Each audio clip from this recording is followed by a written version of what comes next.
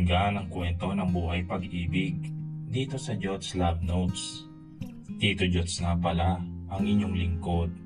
Huwag kalimutan na i-follow para naman updated ka sa mga kwento na iyong mapapakinggan. Ang pagpapatuloy ng ating kwento. Dahan-dahan naman sa paglalakad, naiiwan na ako. Bakit kasi ang haba-haba ng mga paa mo at ang mga hakbang mo? Buhatin mo na rin kaya ako.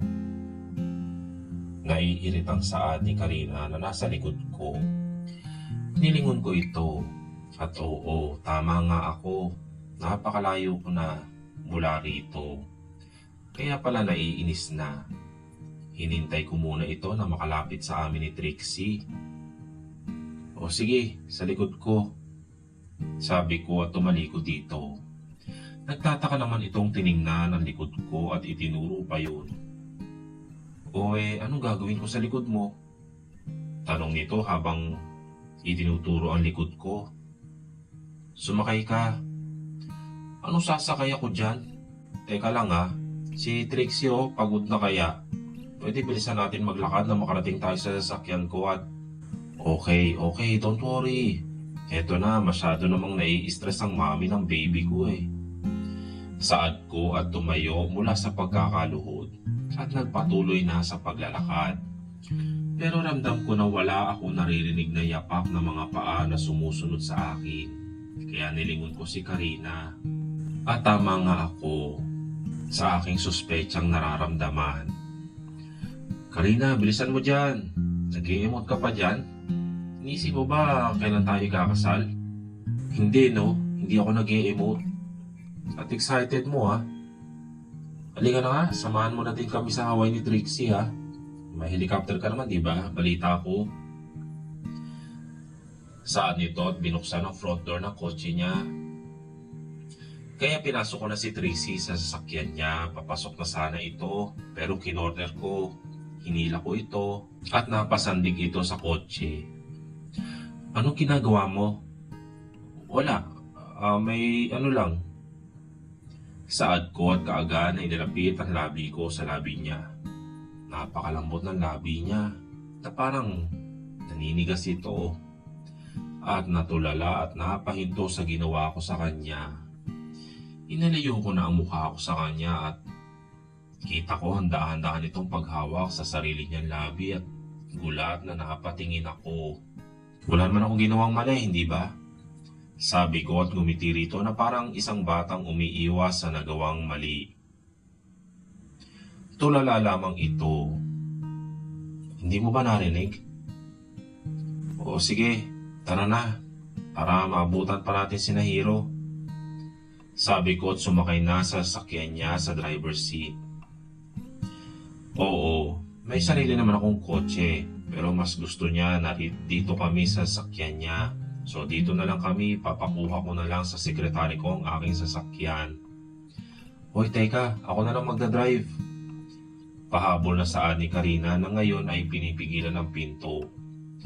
Ako na, huwag ka nang makulit pa. Sakay na. Sabi ko titinuro ang katabing upuan. Wow, para siyang ang may-ari ng sasakyan kung makapagsalita. Panabog pa nitong sumakay. May sinasabi ka ba, babe? Tanong ko rito na nakakalokong ngiti. Anong sabi mo? Wala akong sinasabi. Nauutal na sabi nito at parang naging estatwa na naman siya. Sa dahilan ng pagtawa ko, kinuha ko ang cellphone ko at tinext ko na si Hiro at ipinahanda na ang aking helicopter para makarating agad kami sa Hawaii. Sa kasamaang palad ay hindi nag-reply ito. Nakauwi na sa probinsya nila si Hiro upang dalawin ang kanyang pamilya. Nilingon ko si Karina na ngayon ay sobrang tahimik na nakatingin sa labas. Hinihinto ko ang sasakyan at lumingon dito. Napatingin naman ito sa akin nang hinihinto ko ang sasakyan at nagtatanong ito kung bakit. Karina, hindi natin magagamit ang chopper kasi nakauwi na sa probinsya si Hiro. Hindi ko rin alam kung paano. Okay, mag-helicopter na lang tayo. Sabi nito at umiwas ng tingin sa akin. Babe, di ba sabi ko, ay, oo nga pala. Ano pala, airplane. Saad nito at binalik ang tingin sa labas. Napauo na lang ako at tinext ng sekretary ko na magpabook agad ng flight. Matapos ko nang i-text ay binalik ko na ang tingin sa pagmamaneho, diretso sa airport.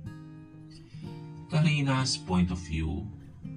Nakakahiya ka, Karina, sa harapan ni Ivan ay natulala ka pa. Yan ang kanino ko pang pabalik-balik sa inis sa aking sarili. Hinalikan niya ako at ngumiti nang nakakaloko. Pwede na yata ako makarating sa langit nito. Pero gusto ko pa rin makasama si Doc Ivan syempre habang buhay. Hindi helicopter niya ang sasakyan namin kundi airplane. At sinabi niya siya na ang magbabayad kaya pumayag na rin ako. Tita, tito. Bulong na sambit na bagong gising ni Trixie sa likod ng sasakyan. Nilingon ko ito at nakita si Trixie na nakaupo na nagpupungas-pungas pa ng mata. Maya-maya na lang Trixie at nakakarating na tayo sa airport. Sabi ko at ngumiti dito. Sige po, pwede po dyan ako sa unahan sa lock mo po tita. Sabi ni Trixie at kaagad na lumipat sa harap at inalalayan ko naman ito. Ikaw naman Doc Ivan, bilisan mo kasi dyan. Sabi ko at ngumiti rito ng kaunti. Nag-iingat lang babe at baka mabunggo tayo. Kailangan ko kayong ingatan ng baby ko syempre. Sabi nito at ngumiti naman ako ng todo. Wow, ang sweet naman ng babe ko. Natatawa kong sabi rito. Wow ha. Sambit naman ito. Oh, nandito na pala tayo. Nakita na namin na nasa labas na ang sekretary nito at hinihintay kami. Pero wala itong dalang ticket. Bumaba na kami at lumapit rito. Teka, asan ang ticket? Naubusan na ba? Pagtataka kong tanong dito habang hawak-hawak si Trixie. Hindi po ma'am kasi binuko na po ang isang eroplano na solo nyo lang. Sagot naman ng sekretary ni Doc Ivan. Wait, solo? Binook? Sabi ko, totoo, solo lang. Kami lang ang sasakay. Wow, ang galante naman ni Doc Ivan. Super yaman. Tara na. Saad ni Ivan na ngayon ay dala na ang maleta at nadala ko. Naglalakad na kami. Siyempre mauna ang sekretary niya at kasunod naman kami. Si Trixie heto na naman at kinikiliti na naman ang aking tagiliran. Ang bata-bata pa ay napakarami ng alam. Hindi ko naman mapigilan ang tawa ko. Kaya napalakas ito na ikinalingon sa amin ni Doc Ivan at ang sekretary nito. Nakasakay na kami ngayon sa solo lang naming eroplano. Aba, napakasosyal naman talaga. Dilingon ko si Doc Ivan na ngayon ay nakapikit at mukhang pagod nga ito.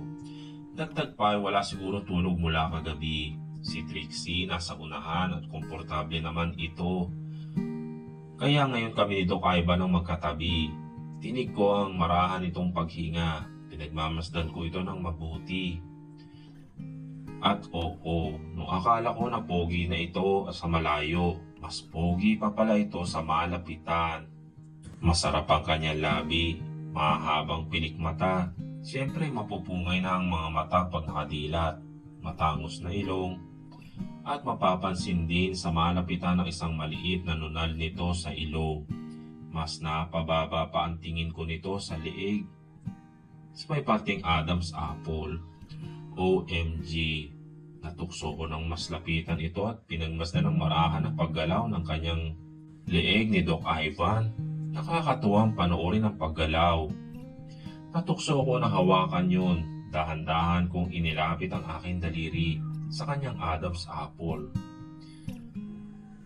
Nagulat pa ako nang biglang may pumigil sa kamay ko at mas nakakagulat kasi kay Doc Ivan yun. Binabawi ko ang kamay ko rito pero napakahigpit ang pagkakahawak nito sa akin. Pinagpapantasyahan mo ba ako habang natutulog ha?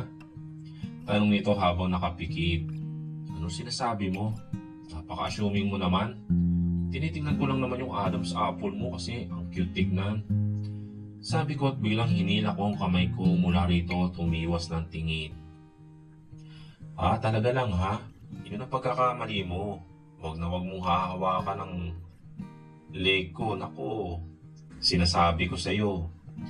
Sabi ni Doc Ivan na feel ko ay nakadilat na ito at nakatingin sa akin. Dito na ako napatawa ng malakas sa uling sinabi nito. Sa kakatawa ko ay nakapalingon ko rito at tinalo ito. Talaga naman. Tinitingnan niya talaga ako. Ikaw talaga kung ano pinagsasabi mo. Wala naman akong ibig sabihin doon. Pagsasambit ni Doc Ivan. Kita ko ang pamumula nito sa inis pero hindi pa rin ako tumigil sa kakatawa. Napahawak pa ako sa tiyan ko na parang nauubusan na ako ng hangin. Ewan ko ba? Uy, dahan-dahan sa pagtawad. Baka kung ano nang mangyari sa baby natin ha. Sabi pa nito na ikinahinto ko sa pagtawa. Baby? Nauutal na saan ko at kaagad na napahawak sa sariling tiyan ko. Oh, ano nangyari? May masakit ba sa'yo? Kaagad ako napatingin dito at nakita ang pag-alala sa mukha nito. Napahawak pa ito sa aking tiyan. Wala naman. Pero pwede. Pamasahe naman ang paa ko. Medyo sumasakit kasi tsaka basta. Sabi ko at tinanggal na ang sandas na suot ko at ipinatong ang paa sa kandungan ni Doc Ivan. Nagtataka naman itong nakapatingin sa akin at sa aking paa. Na tila ba hindi alam ang gagawin. Hilutin mo, Doc. Kasi doktor ka naman, di ba? At para sa baby natin, sige na. Kasi napapagod ako eh. Sabi ko at panguso-nguso pa at huminga ng maayos at ipinakit ang mata. Okay. Pahinga ka lang dyan. Ako nang bahala sa paa mo. Gusto mo, buong katawan mo pa, masahihin ko eh. Sabi nito na kinagulat ko at napadilat ulit ng mata. At tinignan ko ito. Nakita ko pang pagkindat-kindat pa niya sa akin. My goodness, malandi rin pala to si Doc. Akala ko ako lang marunong. Pati rin pala siya. Mas malala pa ang sa kanya. Wag na lang. Ayoko na. Sabi ko at pilit na binawi rito ang paa ko. Pero napakahigpit na ng hawak nito sa aking paa. Uy, ano ba? Hindi mo na mabitawan Hindi na, mamaya. Pag nakalapag na tayo ng mga 10 oras. Nasa Hawaii na tayo. Doon kita mamasahihin. Hoy, tumigil ka ha. Ayoko pa. Assuming mo, hindi mo pa nga ako nakahawakan, no? No way, never. Saad ko at napaka-cross hand pa. Never nakahawakan ko na nga tong paa mo. Ay, tumigil ka na nga. Masahin mo na nga yung paa ko at para makapagpahinga na kami ni baby. Saad ko at dihim na napangiti. Ano po nangyayari dyan? Nag-aaway po ba kayo? Saad ni Trixie na papungay-pungay pa sa mata. Patunay nakakagising lang nito. Naku, mukhang nasobrahan ang ingay namin ni Doc Ivan. Kaagad na napadilat ako ng mata at diretsang napatingin kay Trixie nang marinig ang boses nito. Hindi Trixie. Sige na, matulog ka na ulit. Saad ko at tiningnan si Ivan na patuloy pa rin sa pagmasahe sa akin. Tita naman, kakagising ko pa lang tapos matutulog ulit. Tito, pwede pa yung cellphone mo, mag-games lang po ako. Bibong tanong ni Trixie at kinindatan si Doc Ivan. Huminto si Doc Ivan sa pagmasahe sa akin at may kinuha sa bulsa nito ang cellphone niya. Uy, Candy Crush tsaka Block Puzzle. Oo, Candy Crush tsaka Block Puzzle meron dito. Sagot ni Doc Ivan na ikinatawa ko rito. Pero si Trixie, tuwan-tuwa nang inabot rito ni Doc Ivan ang cellphone nito. Hindi pa rin ako makapaniwala na ang isang famous at poging doktor na ubod ng yaman ay naglalaro pala ng Candy Crush at Block Puzzle. At para-paraan ng batang ito. Itutuloy ang susunod na kabanata ng ating kwento.